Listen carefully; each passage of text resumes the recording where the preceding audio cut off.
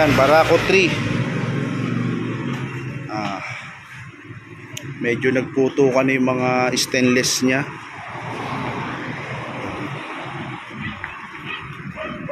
Mga nagputukan, so gagamitan natin ng welding. Babaklasin natin itong tangke, bangko, battery, lahat ng pwedeng masira habang nagwe-welding ka.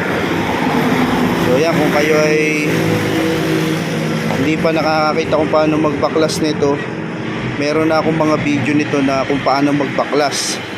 So ngayon ang tatanggalin ko lang ay yung battery, saka yung socket ng ECU, no? Saka yung ground. So magwe-welding tayo. Pakita ko sa inyo yung kilometer nitong Barakong trick to. Ito kinabutan ko ng sidecar, 26 kilometer pa lang. 0.26. Wala pa siyang 100. So hindi na namin binirake in. Wala na, antimano. Pagkakuha ko sa kasa, hindi ko na rin na road test. Nakabili ka agad tayo ng sidecar. So kinabitan na kagad natin ng sidecar. So yeah, wala naman nagiging problema. Ang takbo na ng kanyang auto, pakita ko sa inyo. Naging problema lang natin yung mga nagputukan yung stainless kasi medyo local na yung stainless niya. So ayan, pakita ko sa inyo yung performance ni Barako 3. Wala pa diyang nasisira, no? Simula bago, wala pa tayo napapalitan.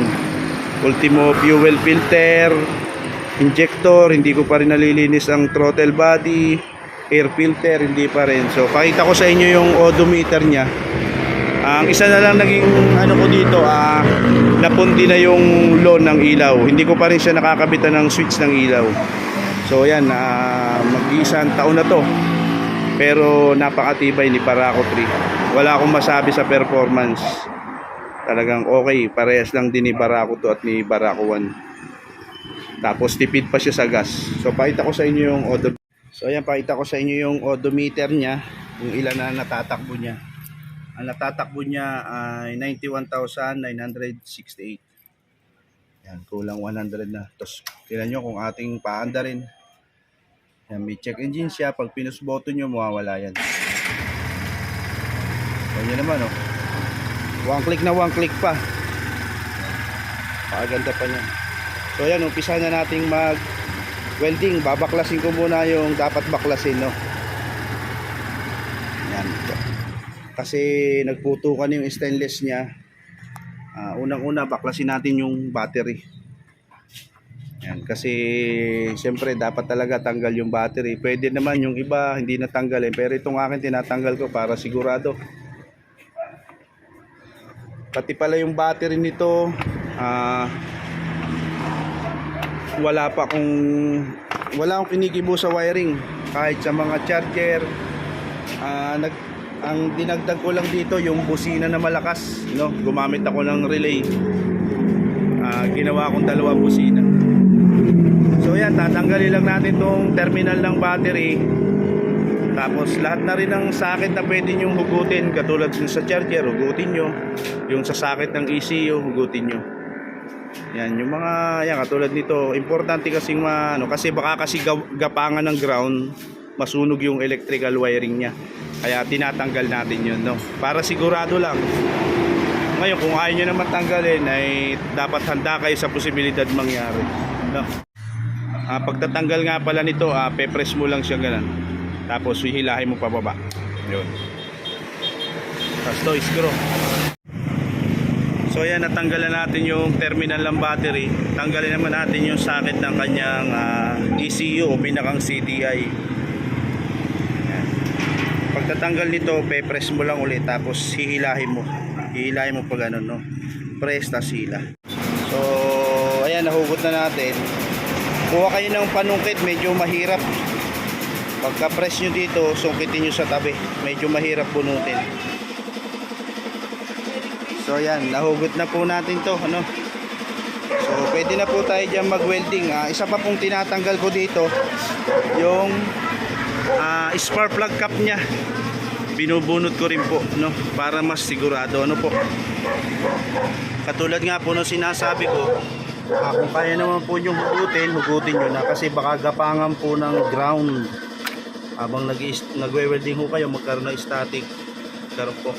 So makikita nyo po yung ating throttle body dyan, napakadumi na. So siguro banda-banda yan nating ito throttle body na po. So pakikita ko rin sa inyo kung paano mag linis ng throttle body ng Barako.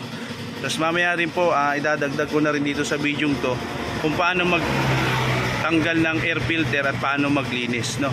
So yan, we-weldingan ko na lang po muna. Tapos mamaya ko na po sa inyo pakikita uli yung ating gagawin, no.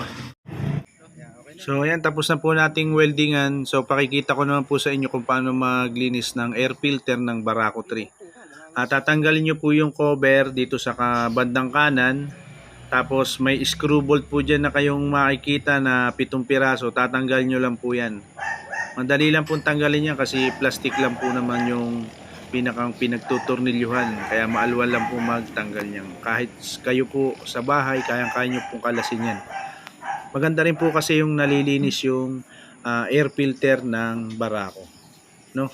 Para na-check nyo na rin po, baka nadurog na. Tutok mo doon sa nagtutulong lang. Okay, maya, tutok mo lang, hayaan mo lang.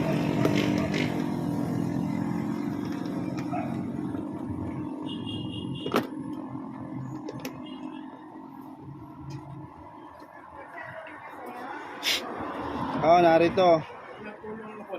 Tulo lang isa, no?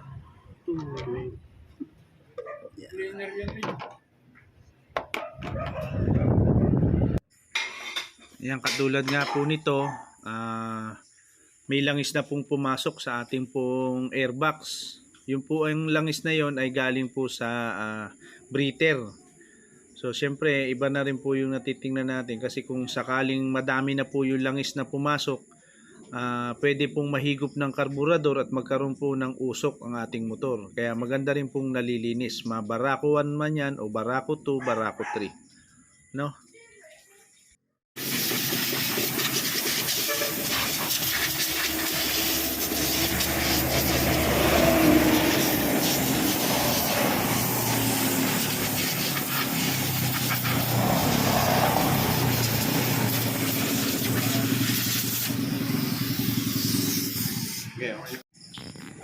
Yun nga po palang air filter ng Barako 3 ay iba po sa Barako 1 at sa Barako 2. Yung pong sa Barako 1 at Barako 2, yung po'y foam na nadudurog. Kaya mas importante po i-check nyo yon. Kasi kung hindi nyo po na-check, bumara po sa ating karburador, magiging palyado po. Ano po? Tapos kung pinasok po na madaming langis, akala nyo po sira ng inyong valve seal o piston ring, mag-uusok din po yun, no? Kaya kung hindi pa nyo nalilinis, ngayon pa lang po i-check nyo na. Kasi may posibilidad pong makamenos kayo sa gastos kung sakaling nalilinis nyo po ang kanyang air filter. So yan, pakinggan nyo po mamaya ang tunog ng ating makina, ang bating Barako 3. Yan, kung maririnig nyo po pagka-start nito ay swabing-swabe na yan. Ayan, pakinggan nyo po. Isang push button lang, talaga napakaalwan po paanda rin ni Barako 3. So yan, hanggang dito na lang po at maraming salamat sa inyong panonood. Hanggang sa muli.